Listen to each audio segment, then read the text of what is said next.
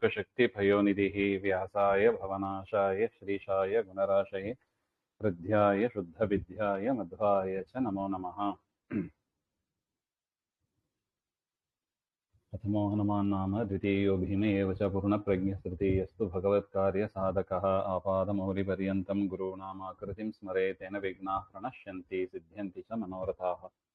श्रीगुरुभ्यो नमः। हरिः ओं। लक्ष्मीपदे पदाम्भोजयुगं नत्वा गुरोरपि प्रमाणचन्द्रिकां कुर्मो बालानां बोधसिद्धये। ಆಗಮಸ್ಯ ಪೃಥಕ್ ಪ್ರಾಮಾಣ್ಯ ವ್ಯವಸ್ಥಾಪನಂ ಹಾಗೆಂತ ಅಂದರೆ ವೇದ ಪ್ರಮಾಣ ಹಾಗೆಂಬುದಕ್ಕೆ ಅನೇಕ ವಿಚಾರಗಳನ್ನು ನಾವು ನೋಡ್ತಾ ಬರ್ತಾ ಇದ್ದೀವಿ. ಅದರಲ್ಲಿ ಮತ್ತೊಂದು ಆಕ್ಷೇಪ, ಆಗಮ ನ ಪ್ರಮಾಣಂ, ವೇದ ಪ್ರಮಾಣ ಅಲ್ಲ. ಯಾಕೆ? ನಿರ್ವಿಷಯತ್ವ. ಇಲ್ಲಿ ಆಗಮ ಹಂಗಂದ್ರೆ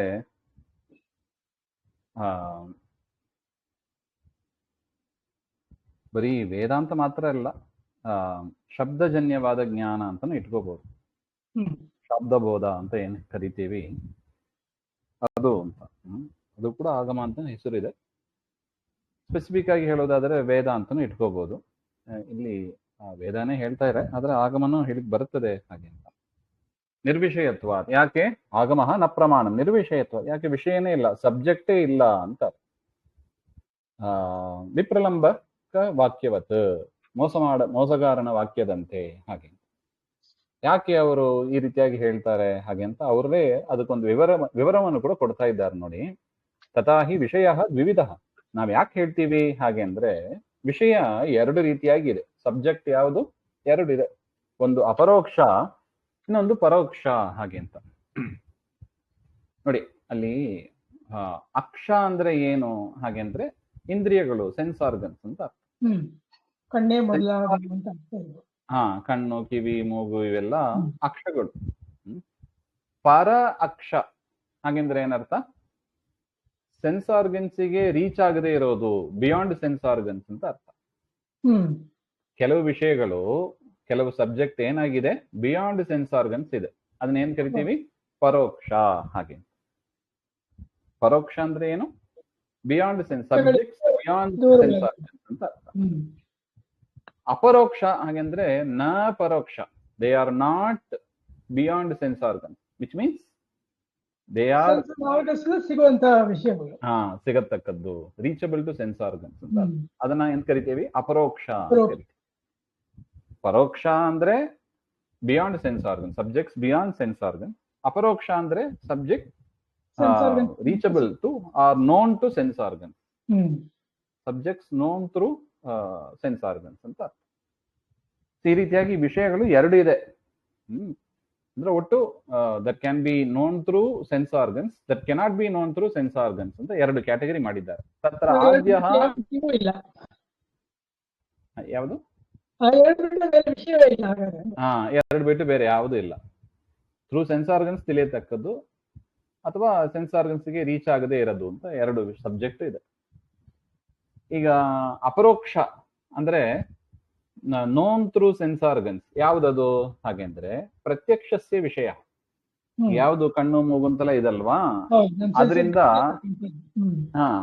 ಅದನ್ನ ಪ್ರತ್ಯಕ್ಷ ಅಂತ ಕರಿತೀವಿ. ಆ ಪ್ರತ್ಯಕ್ಷಕ್ಕೆ ವಿಷಯವಾದದ್ದು ಯಾವುದು? ಅಪರೋಕ್ಷ ವಿಷಯ. ಅಪರೋಕ್ಷ ವಿಷಯ ಅಂತ ಏನ್ ಮೊದಲಿದೆ, ಅಪರೋಕ್ಷ ಪರೋಕ್ಷ ಅಂತ ಎರಡು ವಿಷಯ ಇದೆ. ಅಪರೋಕ್ಷ ವಿಷಯ ಕ್ಯಾನ್ ಬಿ ನೋನ್ ಥ್ರೂ ಪ್ರತ್ಯಕ್ಷದ ವಿಷಯ. ಅಂದ್ರೆ ಕಣ್ಣಿಂದ, ಮೂಗಿಂದ ನಾವು ನೋಡ್ಕೊಳಿಕ್ ಆಗ್ತದೆ. ಎದುರುಗಡೆ ಪುಸ್ತಕ ಇದೆ, ಪುಸ್ತಕದ ಅಪರೋಕ್ಷ ಆಯ್ತು ಅಂತ ಹೇಳ್ಬೋದು. ದ್ವಿತೀಯಸ್ತು ಅನುಮಾನಸ್ಯ ವಿಷಯ.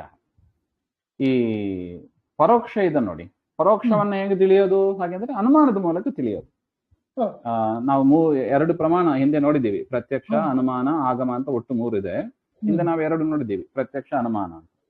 ಅದರಿಂದ ಅಪರೋಕ್ಷವಾದ ವಿಷಯಗಳನ್ನ ನಾವು ಪ್ರತ್ಯಕ್ಷದಿಂದ ತಿಳಿತೀವಿ. ಯಾಕೆ? ಕಣ್ಣು ಎದುರುಗಡೆ ಸೆನ್ಸ್ ಆರ್ಗನ್ಸ್ಗೆ ರೀಚ್ ಆಗ್ತಾ ಇದೆ, ಅದು ತಿಳ್ಕೊಬಹುದು.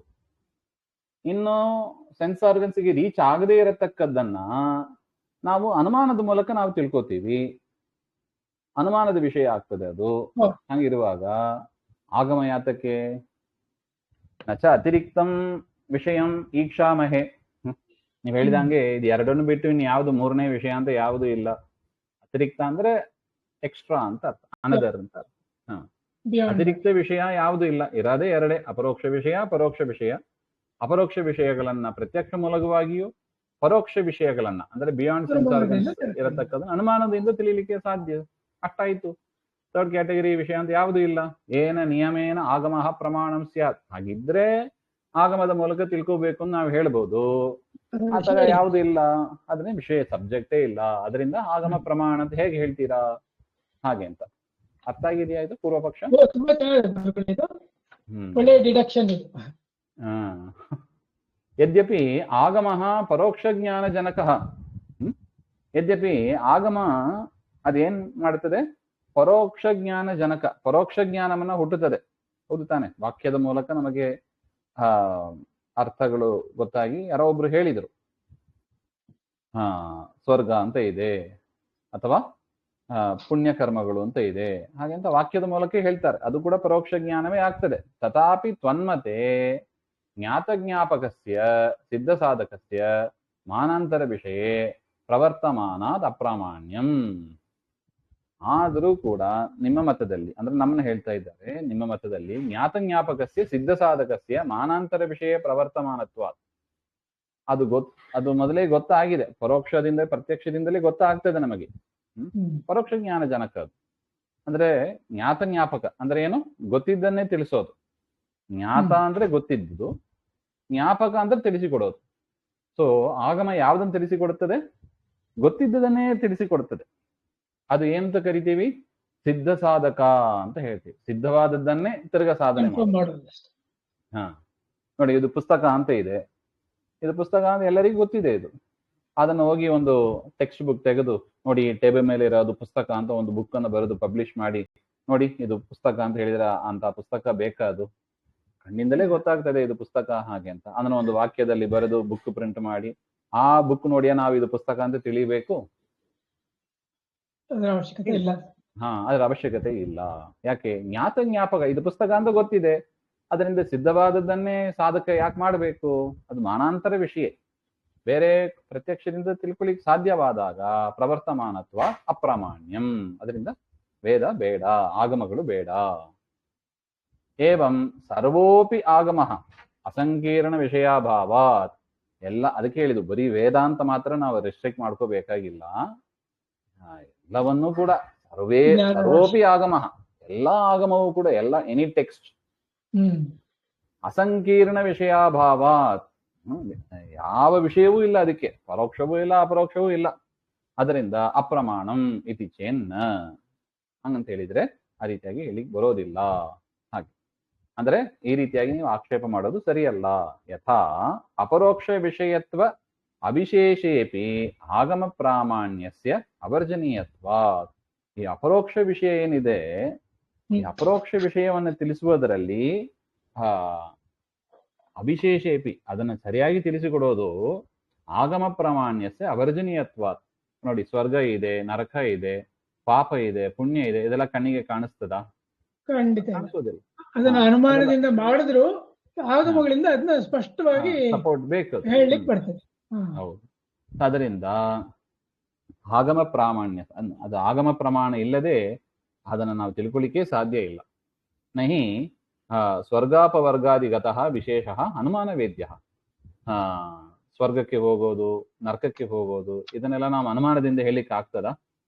ಆ ಒಂದು ವಿಶೇಷ ಜ್ಞಾನ ಎಲ್ಲ ನಾವು ಆಗಮದಿಂದಲೇ ತಿಳಿಬೇಕು. ಏನ ಆಗಮಸ್ಯ ನಿರ್ವಿಷಯತ್ವಂ ಸ್ಯಾತ್. ಅದರಿಂದ ಆಗಮಕ್ಕೆ ವಿಷಯ ಇಲ್ಲ ಅಂತ ಹೇಳಬೇಡಿ, ಅದಕ್ಕೆ ವಿಷಯ ಇದ್ದೇ ಇದೆ ಹಾಗೆ ಅಂತ. ಅನ್ಯಥಾ ಪರೋಕ್ಷ ವಿಷಯತ್ವಾತ್ ಆಗಮಃ ಏವ ಪ್ರಮಾಣಂ ಅನುಮಾನಂತು ನಿರ್ವಿಷಯತ್ವಾತ್ ಅಪ್ರಮಾಣಮೇವ ಸ್ಯಾತ್. ಈ ರೀತಿಯಾಗಿ ನಾವು ಹೇಳದೆ ಹೋದರೆ ಪರೋಕ್ಷ ವಿಷಯತ್ವಾದ್ ಆಗಮಃ ಏವ ಪ್ರಮಾಣ, ಪರೋಕ್ಷ ವಿಷಯವಾದ್ದರಿಂದ ಆಗಮವೇ ಪ್ರಮಾಣ. ಅನುಮಾನವೊಂದು ಹಿಂಗೆ ಹೇಳೋಣ, ಪರೋಕ್ಷವಾದ ವಿಷಯವನ್ನ ಪ್ರತ್ಯಕ್ಷದಿಂದ ತಿಳಿತೀವಿ, ಅಪರೋಕ್ಷವಾದ ವೇದದಿಂದ ತಿಳಿತೀವಿ. ಅನುಮಾನಕ್ಕೆ ವಿಷಯವೇ ಇಲ್ಲ, ಅದರಿಂದ ಅನುಮಾನ ಅಪ್ರಮಾಣ ಅಂತ ಹೇಳಕ್ಕಾಗ್ತದಾ? ಹಾಗಂತ ಪ್ರಶ್ನೆ. ನೀವು ಹೇಗೆ ಪರೋಕ್ಷವನ್ನ ಅಪರೋಕ್ಷವನ್ನ ಪ್ರತ್ಯಕ್ಷದಿಂದಲೂ ಪರೋಕ್ಷವನ್ನ ಅನುಮಾನದಿಂದ ತಿಳಿಯಬಹುದು ಅಂತ ಹೇಳ್ತೀವಿ. ನಾವು ಅದನ್ನ ಸ್ವಲ್ಪ ಚೇಂಜ್ ಮಾಡ್ತೀವಿ.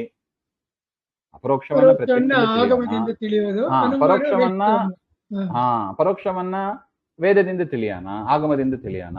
ಅನುಮಾನ ಯಾತಕ್ಕೆ? ಅನುಮಾನ ಬೇಡ, ಪ್ರಮಾಣದ ಅಲ್ಲ. ವಿಷಯತ್ವ ಹಾಗೆ ಅಂತ ಹೇಳಿಕ್ ಬರುತ್ತದಾ? ಹೇಳಿಕ್ ಬರೋದಿಲ್ಲ ಹಾಗೆ ಅಂತ. ಚೆನ್ನಾಗಿದೆ. ಇದು ಒಂದು ವಿಚಾರ. ಅದರಿಂದ ಆಗಮವು ಮೂರು ಪ್ರಮಾಣ, ಪ್ರತ್ಯಕ್ಷ, ಅನುಮಾನ, ಆಗಮ, ಮೂರು ಕೂಡ ಬೇಕು, ಮೂರು ಕೂಡ ಪ್ರಮಾಣ ಹಾಗೆಂಬುದನ್ನ ಇಲ್ಲಿಗೆ ಸಾಧನೆ ಮಾಡಿದಂತೆ ಆಯ್ತು. ಇನ್ನು ಕೆಲವು ವಿಚಾರ ಇದೆ, ಅದನ್ನ ಮತ್ತೆ ನೋಡೋಣ. ಶ್ರೀಮಧ್ವಾಂತರ್ಗತ ಶ್ರೀಕೃಷ್ಣ ಅರ್ಪಣಮಸ್ತು. ಶ್ರೀ ಹರೇ ನಮಃ.